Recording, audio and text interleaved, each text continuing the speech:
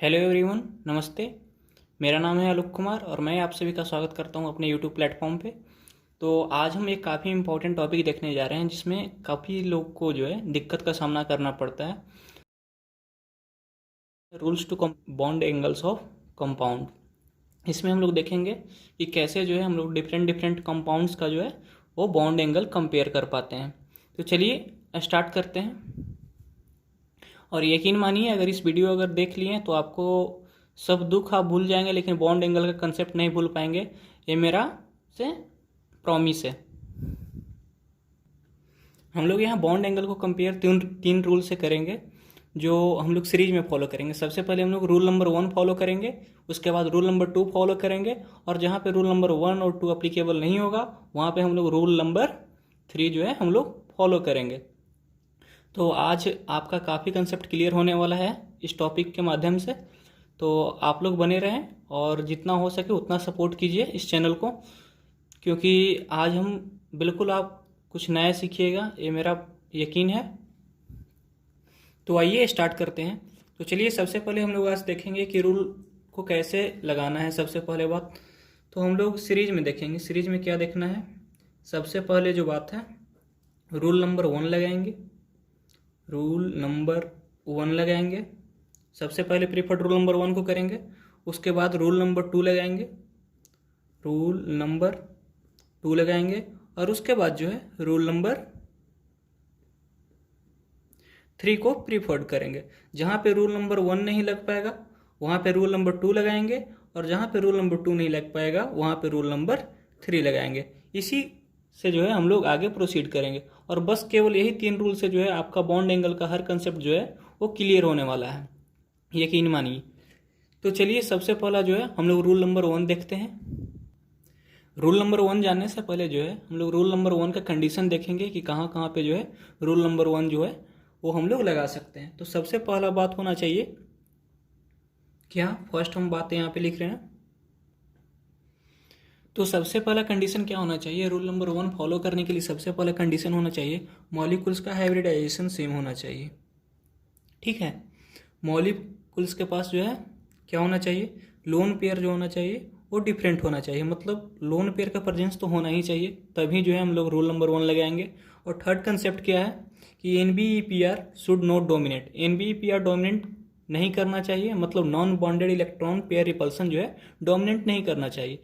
इसके बारे में हम आगे बात करेंगे कि कब जो होता है non bonded electron pair repulsion जो है डोमिनेट करता है और कब डोमिनेट नहीं करता है, उसके बारे में हम लोग बात करते हैं। नेक्स्ट स्लाइड में बात करते हैं। तो सबसे पहले देखेंगे कि कब जो है NBPR डोमिनेट करता है। तो सबसे पहला हम लोग देखेंगे क्या चीज़ देखना है। सबसे पहला सेंट्रल एटम स्मॉल होना चाहिए, सेंट्रल एटम स्मॉल होना चाहिए NBPR डोमिनेंट केस के लिए। सेकंड जो है size atom is large. Small कहने का मतलब क्या हुआ कि वो सेकंड पीरियड का एलिमेंट होना चाहिए, सेकंड पीरियड एलिमेंट होना चाहिए। साइज एटम जो है लार्ज कहने का मतलब क्या चीज़ होगा, थर्ड पीरियड का एलिमेंट होना चाहिए, थर्ड पीरियड और ऑनवर्ड, और जो है इससे आगे भी हो सकता है थर्ड पीरियड से, लेकिन मिनिमम जो है वो स्टार्ट होना चाहिए।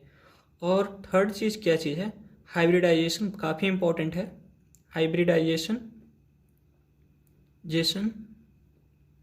Must be sp3। जहाँ पे sp3 हाइब्रिडाइजेशन होगा वहीं पे जो है NBPR डोमिनेट करता है। अदर जो है sp हाइब्रिडाइजेशन में, sp2 हाइब्रिडाइजेशन में जो है NBPR डोमिनेट नहीं करता है। तो ये 3 कंडीशन है। NBPR डोमिनेट करने के लिए 3 कंडीशन है। सबसे पहला कंडीशन क्या चीज़ है, सेंट्रल एटम का स्मॉल होना चाहिए, मतलब सेकंड पीरियड का कोई एलिमेंट होना चाहिए। सेकंड क्या होना चाहिए, साइड एटम लार्ज होना चाहिए, जो कि थर्ड पीरियड जो है उसके बाद का एलिमेंट या थर्ड पीरियड का एलिमेंट भी चल सकता है।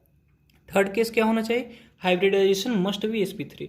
जहाँ पे हाइब्रिडाइजेशन sp3 होगा वहीं पे जो है हम लोग NBPR का कंसेप्ट देखेंगे, अथवा जो है हम लोग NBPR का कंसेप्ट वहाँ पे नहीं देखेंगे। तो चलिए आगे हम लोग प्रोसीड करते हैं। देखिए NBPR कंसेप्ट कहाँ पे लगता है, जहाँ पे VACPR कंसेप्ट लगता है। मतलब एक चीज़ तो हम काफ़ी लिखेंगे ही कि वेयर VACPR केवल इफेक्ट लगेगा, वहाँ पे ही जो है NBPR इफेक्ट लगता है, और दोनों आपस में जो है वो अपोजिट इफेक्ट दिखाते हैं।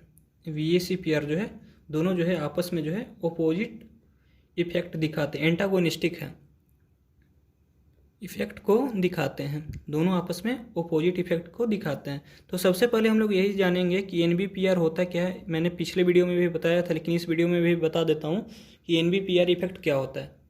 जैसे मान लीजिए यहाँ पे मैंने 3 मॉलिक्यूल्स लिया है, एक H2O लिया है, एक OF2 लिया है एंड एक OCl3 लिया है।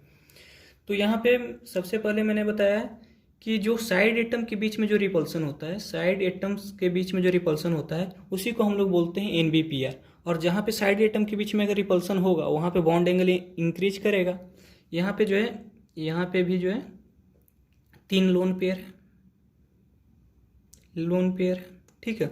यहाँ पे भी 3 लोन पेयर है, लेकिन हम लोग पहले पढ़ चुके हैं, कंडीशन पढ़ चुके हैं कि जो है NBPR कहाँ कहाँ पे लगता है। तो सबसे पहले हम लोग कंडीशन कहाँ पे पढ़ चुके हैं। यहाँ पे क्लोरीन में क्या हो रहा है, साइड एटम के बीच में रिपल्सन हो रहा है, साइड एटम के बीच में रिपल्सन हो रहा है। और जब साइड एटम के बीच में रिपल्सन अगर होता है, उसी रिपल्सन को हम लोग बोलते हैं non bonded electron pair repulsion. यहाँ पे भी रिपल्सन हो रहा है, यहाँ पे भी रिपल्सन हो रहा है, लेकिन हम लोग 3 चीज़ पढ़े थे। सबसे पहला चीज़ क्या पढ़े थे कि सेंट्रल एटम स्मॉल होना चाहिए, मतलब सेंट्रल एटम जो होना चाहिए वो सेकंड पीरियड का होना चाहिए। तीनों केस में देखते हैं तो क्या चीज़ है, सेंट्रल एटम जो है ऑक्सीजन ही है, कोई दिक्कत नहीं है, यहाँ पे तो हर चीज़ सेम मिल जा रहा है। सेकंड चीज़ का क्या देखते हैं, सेकंड चीज़ देखते हैं क्या कि साइड एटम जो होना चाहिए वो लार्ज होना चाहिए। तो सबसे ज़्यादा लार्ज साइज एटम क्या होना चाहिए, यहाँ पे जो है OCl3 में जो है Cl जो है वो सबसे जो है वो लार्ज एटम है, क्योंकि वो थर्ड पीरियड से बिलोंग करता है। ये जो है ये भी सेकंड पीरियड का है, ठीक है, और ये थर्ड पीरियड का OCl3 है, और ये जो होता है ये तो बेचारा फर्स्ट पीरियड का है ही। तो हम लोग सबसे पहले बात करेंगे क्या कि साइड एटम जो होना चाहिए वो लार्ज होना चाहिए, मतलब थर्ड पीरियड के ही साइड एटम होना चाहिए, या फोर्थ पीरियड का होना चाहिए, फिफ्थ पीरियड का होना चाहिए। ये जो है थर्ड पीरियड्स के ऑनवर्ड जो होना चाहिए वो साइड एटम होना चाहिए। तो यहाँ पे थर्ड पीरियड का साइड एटम कौन सा है, यहाँ पे OCl3, मतलब यहाँ पे जो है non bonded electron pair EPR repulsion possible है। यहाँ पे VACPR पॉसिबल, NBPR पॉसिबल नहीं है, PR पॉसिबल नहीं है, क्योंकि जो है साइड एटम जो है सेकंड पीरियड का है। और थर्ड, यहाँ फर्स्ट अगर देखते हैं तो ये तो हाइड्रोजन है, ये तो जो है फर्स्ट पीरियड का एलिमेंट है, तो यहाँ पे जो है, यहाँ पे भी जो है NBPR जो है PR पॉसिबल नहीं है। तो इस तीनों मॉलिक्यूल्स में एक ही मॉलिक्यूल्स वहाँ पे है OCl3, जहाँ पे NBPR पॉसिबल है, ठीक है। और लास्ट चीज़ की हम लोग बात किए थे, यहाँ पे भी जो है sp3 हाइब्रिडाइजेशन है, यहाँ पे भी sp3 हाइब्रिडाइजेशन है, और यहाँ पे भी जो है sp3 हाइब्रिडाइजेशन है। मतलब हाइब्रिडाइजेशन तो होना चाहिए, बिल्कुल sp3 ही होना चाहिए। तो इस मॉलिक्यूल्स में अगर बात करते हैं तो कौन सा मॉलिक्यूल्स जो है NBPR जो है वो शो कर रहा है, तो जो है OCl3 मॉलिक्यूल्स है, OCl3 मॉलिक्यूल्स जो है NBPR शो कर रहा है। तो यही जो जनरली जो NBPR का कंसेप्ट है, इतना कंसेप्ट से मेरा काम चल जाएगा। तो हम लोग आगे प्रोसीड करते हैं, बॉन्ड एंगल कंपेयर में देखते हैं कि NBPR का कैसे यूज होता है, उसके बारे में हम आगे बात करते हैं। तो सबसे पहला हम लोग देखते हैं, सबसे फर्स्ट रूल क्या चीज़ है, सेंट्रल एटम।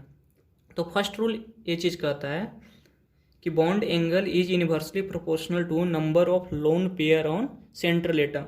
मतलब जहाँ पे लोन पेयर जो है सेंट्रल एटम पे ज़्यादा होगा, वहाँ पे बॉन्ड एंगल क्या होगा, वहाँ पे बॉन्ड एंगल कम होगा, बिल्कुल ठीक है। रूल नंबर 1 जो है कहाँ कहाँ अप्लीकेबल होता है वो चीज़ तो मैंने बता दिया है कि सबसे पहले जो होना चाहिए हाइब्रिडाइजेशन सेम होना चाहिए, उसके बाद जो है NBPR कंडीशन को फॉलो नहीं करना चाहिए, और मॉलिक्यूल्स के पास जो है डिफरेंट नंबर ऑफ। यहाँ पे मैंने कुछ एग्जांपल लिया है, यहाँ पे आप लोग कंपेयर करेंगे, बॉन्ड एंगल का ऑर्डर कंपेयर करेंगे। चलिए मैं बता देता हूँ। यहाँ पे सबसे पहले तो देखना पड़ेगा कि हाइब्रिडाइजेशन सेम है या नहीं है, तो बिल्कुल सेम है, CH4 में भी sp3 हाइब्रिडाइजेशन है, यहाँ पे भी sp3 हाइब्रिडाइजेशन है, यहाँ पे भी sp3 हाइब्रिडाइजेशन है और यहाँ पे भी sp3 हाइब्रिडाइजेशन है। अब हम लोग को दूसरा देखना पड़ेगा कि लोन पेयर कितना है। यहाँ पे जो है 0 लोन पेयर है, 0 लोन पेयर है, यहाँ पे 1 लोन पेयर है, यहाँ पे 2 लोन पेयर है, और थर्ड जो है वो क्या चीज़ है, 2 ही लोन पेयर है, 2 लोन पेयर है। और थर्ड इफेक्ट को क्या देखना पड़ेगा कि NBPR को जो है, फर्स्ट इफेक्ट में जो है NBPR को जो है वो डोमिनेट नहीं करना चाहिए। NBPR मतलब यहाँ पे OCl2 तो है, OCl2 मॉलिक्यूल्स जो है NBPR को डोमिनेट कर रहा है। मैंने ऊपर भी बताया है OCl2 जो है ये क्या कर रहा है, NBPR फॉलो कर रहा है। तो सबसे पहले हम लोग देखेंगे कि जिसका ज़्यादा नंबर ऑफ जो है लोन पेयर होगा उसका बॉन्ड एंगल काफ़ी कम होगा, उसका बॉन्ड एंगल सबसे कम होगा। तो यहाँ पे जो है सबसे ज़्यादा लोन पेयर किसके पास है, अगर ये तीनों में अगर कंपेयर